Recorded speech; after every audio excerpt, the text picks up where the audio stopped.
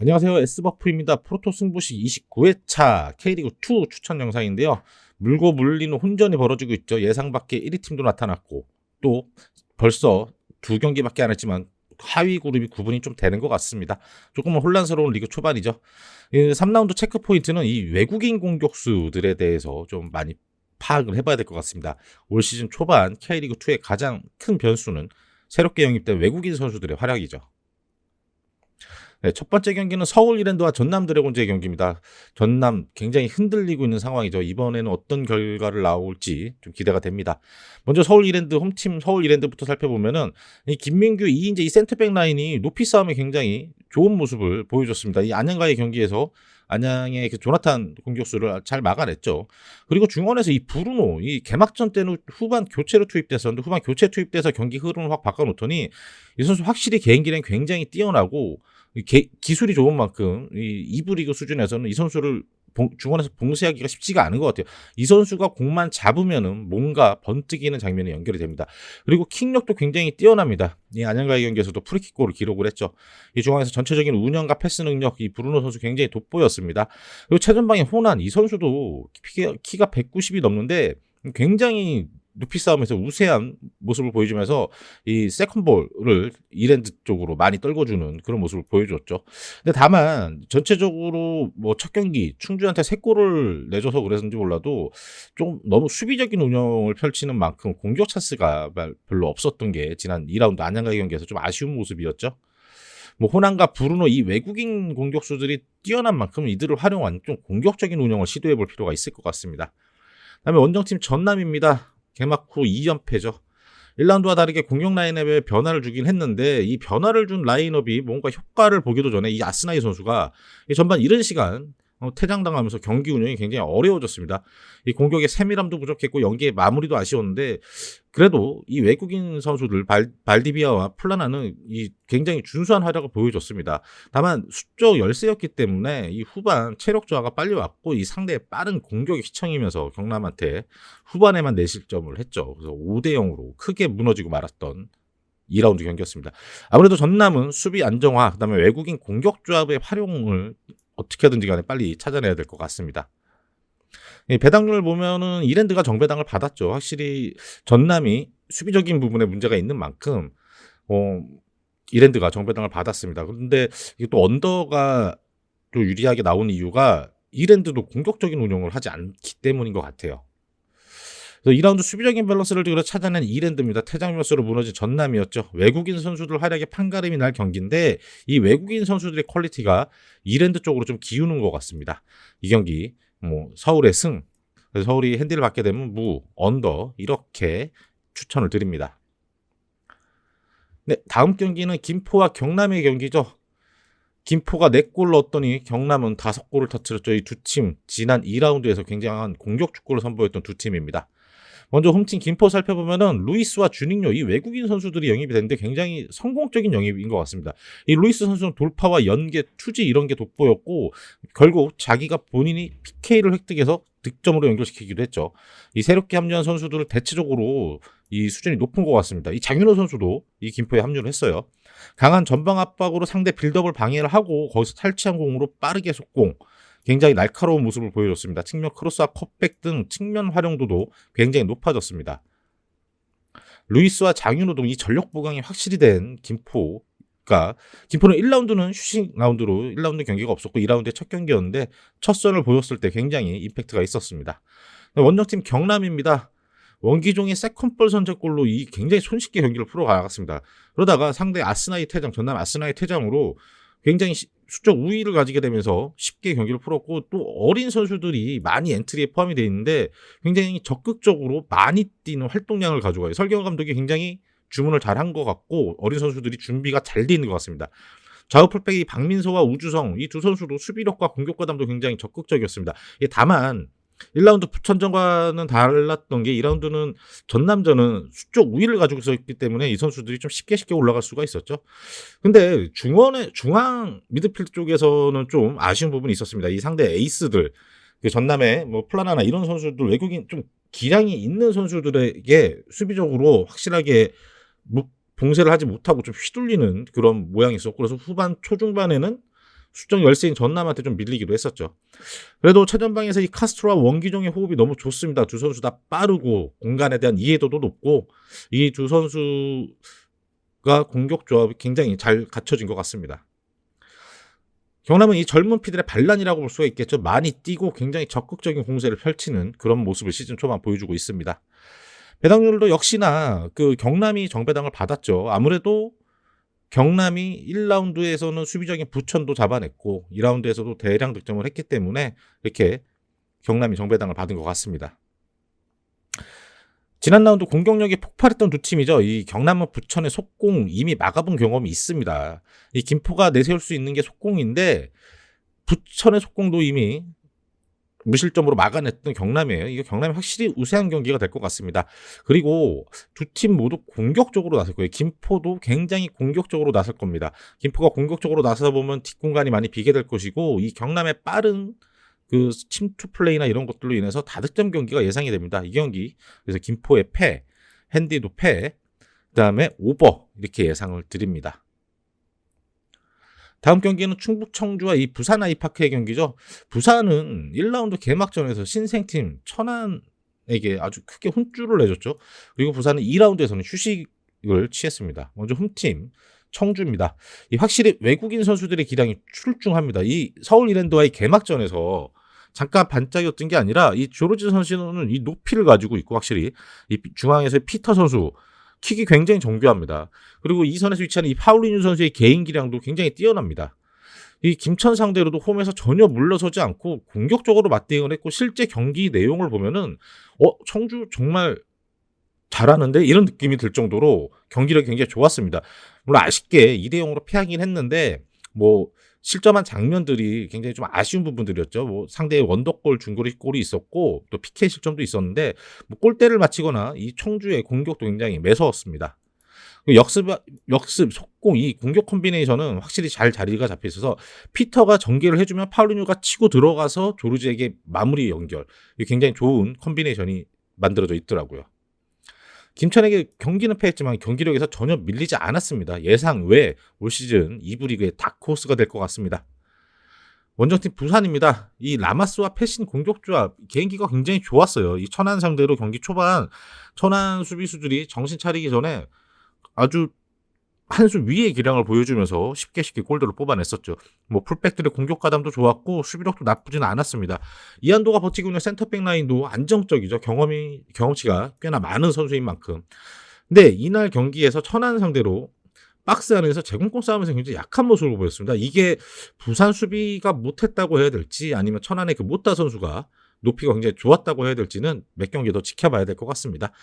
천안이 워낙 약했던 팀인 만큼 뭐 부산의 초반 어떤 경기력을 평가를 하기는 힘들 것 같습니다. 부산은 아직 추가적으로 뭐 전북의 이승기 선수라든가 아니면 장신 외국인 공격수들을 영입하기 위해서 계속 물밑 작업 중에 있다고 하네요. 첫 경기 승리는 했지만 아직 뭔가 부족했던 부산의 경기력이었죠. 이 경기는 실제 경기력과 다르게 아무래도 객관적인 전력 때문에 부산이 정배당을 받은 것 같긴 한데 제가 봤을 때는 부산이 이 청주 원정에서 쉽지 않을 것 같거든요. 그래서 청주 예상 외로 굉장히 전력이 강합니다. 아무래도 최윤경 감독 경험치가 굉장히 많은 감독이기 때문에 팀을 굉장히 잘 만든 것 같아요. 왜냐하면 아마 지금의 충북 청주보다도 더 어려웠던 2000년대 중반에 대전 시티즌에서도 뭐 나름의 자신의 축구 색깔을 보여줬던 경험이 있는 만큼의 이 녹록지 않은 환경에서도 제대로 된 팀을 만들어내는 것 같아요. 이 청주의 확실한 공격 콤비네이션을 갖춘 만큼 이렇게 만만하게 뭘 무시할 만한 팀은 아닙니다. 이 천안에게도 실점을 2개나 내줬던 부산에게 오히려 쉽지 않을 경기가 될 것 같습니다. 그래서 저희가 봤을 때는 이 청주가 승, 그다음에 핸디를 받게 돼도 청주가 훨씬 더 유리하게 승리를 가져가겠죠. 그리고 많은 골이 나올 경기는 아닐 것 같습니다. 이 경기 언더 이렇게 추천을 드립니다. 다음 경기는 이제 성남FC와 충남 아산의 경기입니다. 이 까치와 부엉이의 리그 첫 맞대결인데요. 왜 이렇게 표현을 드렸냐면은 이 충남 아산이 예전에 아산 무궁화 FC 시절의 맞대결은 그 K리그에서는 공식적으로 이 기록을 승계를 하지 않기 때문에 공식적으로는 두 팀의 K리그 첫 맞대결입니다. FA컵에서는 맞대결을 펼친 적은 있죠. 먼저 홈팀 성남입니다. 이 상대가 빠른 속공에 흔들리면서 선제골을 내주고 말았죠. 이 부천 원정에서 부천 특유의 선수비 후 역습에 당하고 말았습니다. 상대의 미드필더 압박에 상대 미드필더를 압박하면서 수비를 했지만 결국에는 벌어진 그 뒷공간을 감당하지가 못했습니다. 그리고 이 안산과의 개막전에서 실점은 하지 않았지만 계속 보여줬던 이 세트피스 수비에서 굉장히 불안한 모습이 성남 계속해서 나오고 있습니다. 그래서 아무래도 선방 능력이 좀 뛰어난 김영관 골키퍼가 왜 계속 후보로 나오는지 모르겠는데 골키퍼 부분도 조금은 아쉬운 부분이 있죠. 그리고 후방에서 불필요한 빌드업 과정, 이 감독의 전략인지 모르겠지만 괜히 불필요하게 공을 돌리다가 거기서 잘리면서 역습위기 몇 차례 부천한테 당했었죠. 수원에서 온 이 박상혁 선수, 확실히 수원에서도 나름 어렸을 때부터 주전으로 뛰었고 김천에서도 주전 쪽으로 활약을 했던 선수인 만큼 2부에서는 확실히 이 선수의 개인 기량, 경기 운영 능력 굉장히 돋보이는 모습을 보였습니다. 이경 스타일이 아직 만들어지기에는 조금은 더 시간이 필요해 보이는 성남의 2라운드 경기였습니다. 원정팀 아산이죠. 이양민과 두아르테가 위치하는 이 오른쪽 라인 굉장히 위협적입니다. 두 선수 머리색도 비슷하게 염색을 해서 헷갈리기도 하고 굉장히 오른쪽 라인에서 위협적인 모습을 보여주죠. 이 두아르테가 PK를 실축하면서 이 안산 원정에서 좀 아픈 실수를 했죠. 뭐 골대를 그대로 강타해버리면서 뭐 친정팀 만났기 때문에 좀 힘이 들어갔을까요? 좀 아쉬운 모습이었습니다. 이 박스 안에서 해결을 해줘야 될 원톱의 부재가 굉장히 아쉬운 상황이에요. 작년에는 뭐 유강현이라는 공격수가 빠른 역습을 잘 마무리를 해주고 박스 안에서 비벼주고 이런 걸 했었는데 아무래도 고무열 선수가 복귀할 때까지는 아산은 조금은 힘든 경기가 될 것 같습니다. 이재성 선수가 빠지면서 이 중앙 수비 라인도 높이가 좀 낮아졌죠. 그런 약점이 또 생겼습니다. 전체적인 박동혁 감독이 팀을 한 3년째 잘 만들어 왔기 때문에 전체적인 이 밸런스는 잡혀 있어서 경기 운영 능력은 괜찮은데 이 골 운이 따르지 않으면서 지금 뭐 아직 1승도 못 거두고 2패를 다 당했죠. 두아르테 말고는 뭐 딱히 기댈 해결사가 없습니다. 이 원톱의 부재 굉장히 뼈아픈 아산이죠. 역시나 아산이 2패를 당하고 있는 만큼 성남이 정배당을 받았는데 아산이 수비적으로 그렇게 많이 무너져 있는 상황은 아닌 팀이거든요. 이 경기 성남이 쉽게 가져가기는 힘들어 보입니다. 이 박상혁 중심의 공격 전개가 살아난다면 성남이 조금은 나아질 수가 있을 거예요.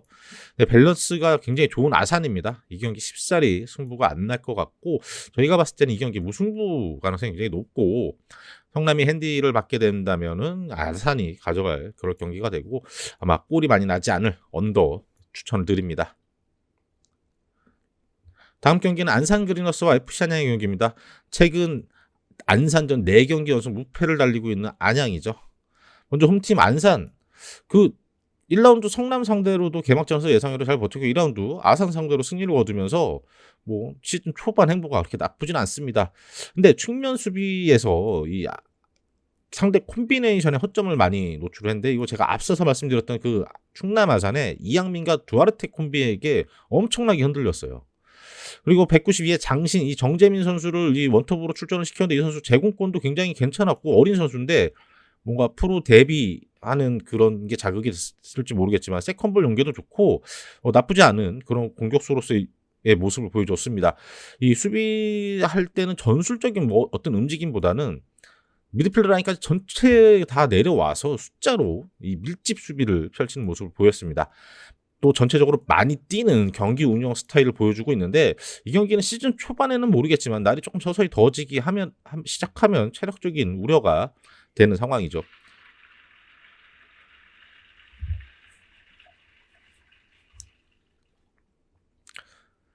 외국인 공격수 가브리엘은 뭐 후반에 교체 투입됐는데 지난번에 제가 성남과의 경기가 끝나고도 말씀을 드렸었는데 이 선수는 조금만 더 시간이 괜찮아지면은 더 좋은 모습을 보여줄 것 같습니다. 충분히 능력이 있는 그런 외국인 선수 같아요. 뭐 경기력은 좀 부족하긴 했지만 어찌됐든 1승을 챙겼던 안산이었습니다. 원정팀 안양입니다. 안양 개막전 승리를 거두고 올라왔지만 이 홈에서 이랜드 상대로 1대1 무승부 좀 아쉬운 결과였죠. 이 수비적인 안정감은 큰 무리가 없습니다. 이 뭐 프리킥 실점을 하긴 했지만 이 3백 라인이랑 수비형 미드필더 김정현 선수 굉장히 견고한 수비 밸런스를 보여주고 있죠. 근데 이 공격진의 짜임새에서 조금 아쉬움이 남습니다. 이 전체적으로 이 측면 공격수들과 안 들이고 어떤 패턴 플레이 같은 게 잘 안 나오면서 전체적으로 또 크로스가 조나탄에게 연결이 되지 않고 많이 짧았어요. 그래도 전반에 한 번 김정현 선수의 크로스가 안 들이고 조나탄 이렇게 헤딩해서 조성준 선수의 골로 연결이 되긴 했는데 전체적으로 나머지 경기 내내 크로스가 좀 많이 짧았습니다.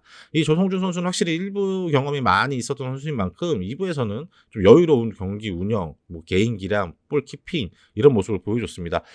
관건은 안용호 선수인데 안용호 선수가 폼이 많이 올라와야 할 것 같습니다. 그래서 조성준 선수와 이 좌우에서 밸런스를 좀 갖춰주는 게 안양호 선수 급선무일 것 같습니다.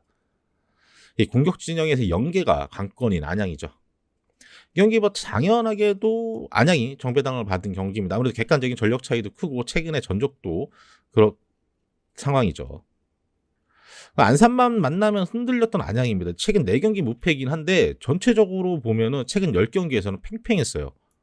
그래서 그 약간 징크스 같은 게 있죠. 밀집 수비로 나설 안산이긴 한데 지금 최근 미진했던 안양이 공격 연계가 먹힐지가 관건입니다.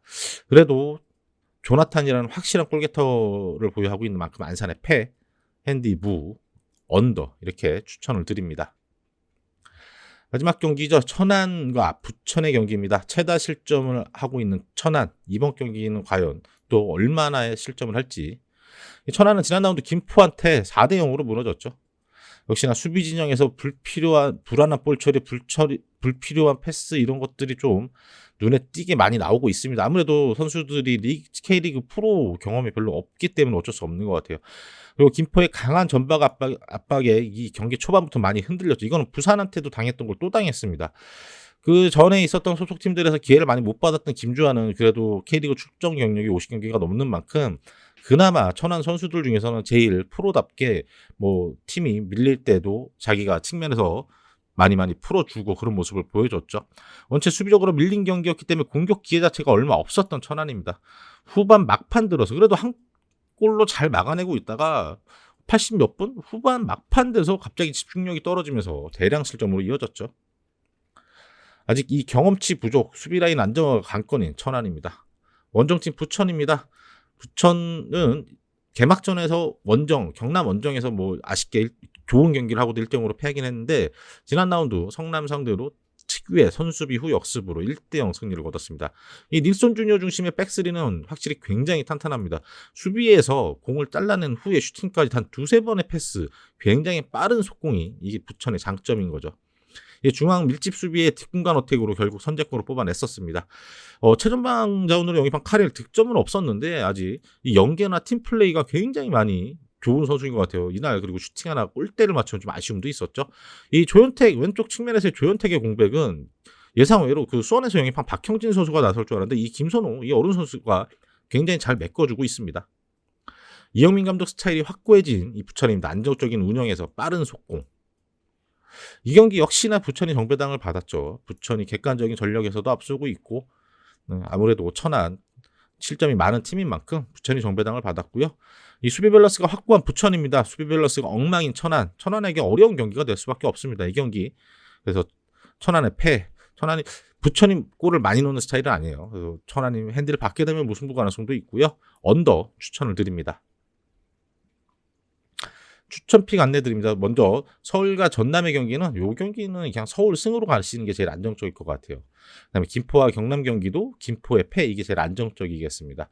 오버 가능성도 높은데 이거보다는 뭐 1.94배 배율이 더 높으니까요. 청주와 부산의 경기는 요거는 청주가 핸디 받으면 무조건 이길 것 같아요. 그래서 요것도 좀 안정적으로 추천을 드리고요. 성남과 아산 이 경기는 언더가 제일 안정적일 것 같습니다. 안산과 안양 이 경기도 그냥 안산의 패가 가장 안정적일 것 같아요. 그다음에 천안과 부천 이 경기도 이 천안의 패 이게 가장 안정적인 배팅이 될 것 같습니다. 저희가 직접 구매한 투표지 보여드리면은 저희는 3경기에서 김포의 패, 그다음에 청주의 핸디 승, 그다음에 천안의 패 이렇게 3경기 해서 5.4배 이렇게 추천드리도록 하겠습니다. 승부시 29회차 K리그2 분석은 여기서 마치도록 하겠고요. 저희 분석 참고하셔서 좋은 결과 있으시길 기대하겠습니다. 다음 영상으로 또 찾아뵙도록 하겠습니다.